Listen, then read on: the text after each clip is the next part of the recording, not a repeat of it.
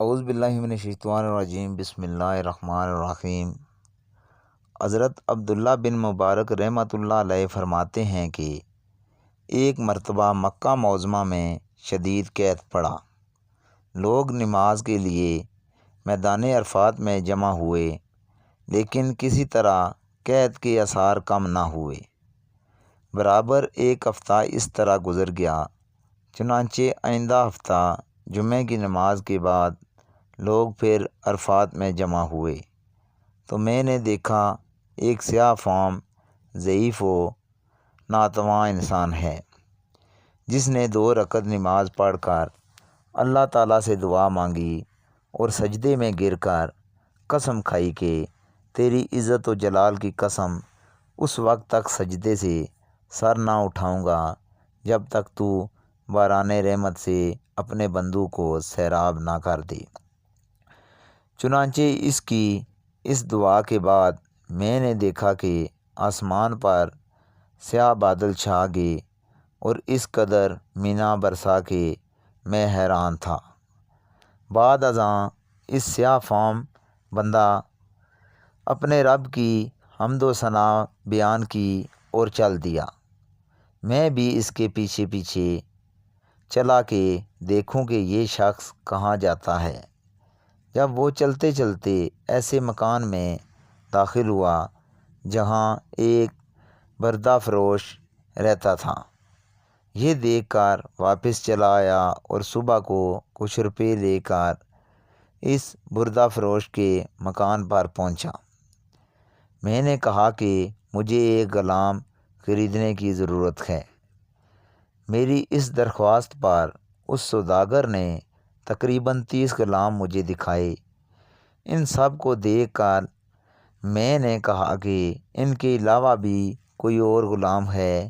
اس نے جواب دیا، ہاں، ایک منحوس سا غلام اور ہے جو کسی سے بات نہیں کرتا۔ میں نے کہا اسے بھی دکھا دو۔ تو سوداگر اس غلام کو لے آیا، جس کو میں دیکھ چکا تھا کہ اس کی دعا سے اللہ نے باران رحمت کی تھی۔ میں نے سوداگر سے دریافت کیا کہ تم نے اس کو کس قیمت پر خریدا ہے؟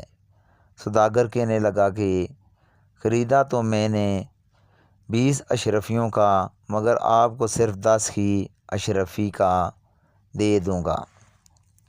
یہ سن کر حضرت عبداللہ بن مبارک رحمۃ اللہ علیہ نے فرمایا کہ ہمیں اس کی ضرورت نہیں، بلکہ میں تم کو اس کی قیمت میں 27 اشرفیاں زیادہ دوں گا۔ پھر فرمانے لگے کہ بس اس کا سودا کر کے وہ غلام کو ہمراہ لے کر چلا آیا۔ تو وہ غلام کہنے لگا، اے میرے آقا، آپ نے آخر مجھے کیوں خریدا ہے؟ میں تو کسی بھی خدمت کے قابل نہیں ہوں۔ میں نے عرض کیا کہ میں نے تم کو اس لیے خریدا ہے کہ میں تمہارا خادم بنوں اور تم میرے مالک۔ میری اس بات پر غلام نے دریافت کیا کہ آپ ایسا کیوں کر رہے ہیں؟ اس پر میں نے عرض کیا کہ میں کل تمہاری کرامت دیکھ چکا ہوں۔ اللہ نے تمہاری دعا قبول فرمائی اور اپنی رحمت کی بارش کر دی، جس کے لیے مخلوق پریشان تھی۔ اس نے دریافت کیا کہ کیا واقعی ہی آپ نے ایسا دیکھ لیا ہے؟ میں نے کہا ہاں۔ اس کے بعد اس نے دریافت کیا، کیا آپ مجھے آزاد کرتے ہیں؟ میں نے کہا کہ تو اللہ کے واسطے آزاد ہے۔ اس کے بعد میں نے ایک غیبی آواز سنی کہ اے ابن مبارک، تجھے بشارت ہو، اللہ تعالیٰ نے تمہاری مغفرت فرما دی۔ بعد ازاں اس غلام نے کامل وضو کر کے 2 رکعت نماز پڑھی اور کہا کہ اس جھوٹے آقا کی آزادی پر تو اللہ کا شکر ہے، مگر اللہ تبارک تعالیٰ کے آزاد کرنے پر اس کا شکر کیسے ادا کروں؟ اس کے بعد دوبارہ وضو کر کے اس نے 2 رکعت نماز ادا کی اور دونوں ہاتھ آسمان کی طرف اٹھا کر دعا مانگی کہ الہی، تجھے معلوم ہے کہ میں نے 30 سال تک تیری عبادت کی اور میرے تیرے درمیان عہد تھا کہ تو میرا پردہ فاش نہ کرے گا، مگر اب جب کہ یہ راز کھل گیا تو میری روح قبض کر کے اپنے پاس بلا لی۔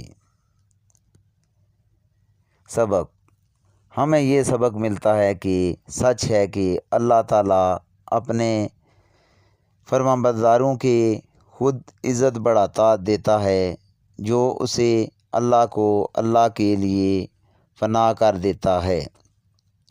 اللہ تعالیٰ دنیا کو خود اس کے آگے جھکا دیتا ہے۔ دعا ہے کہ اللہ تعالیٰ ہم سب کو بھی نیک بننے کی توفیق عطا فرمائے، آمین۔